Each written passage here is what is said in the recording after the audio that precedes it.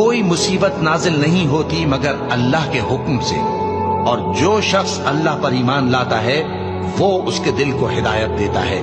اور اللہ ہر چیز سے باخبر ہے۔ اور اللہ کی اطاعت کرو اور اس کے رسول کی اطاعت کرو،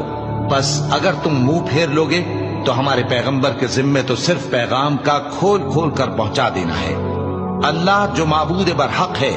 اس کے سوا کوئی عبادت کے لائق نہیں، تو مومنوں کو چاہیے کہ اللہ ہی پر بھروسہ رکھیں۔ مومنوں،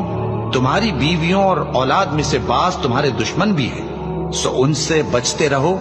اور اگر معاف کر دو اور درگزر کرو اور بخش دو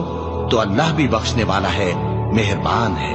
تمہارا مال اور تمہاری اولاد تو آزمائش ہے، اور اللہ کے ہاں بڑا اجر ہے، سو جہاں تک ہو سکے اللہ سے ڈرو اور اس کے احکام کو سنو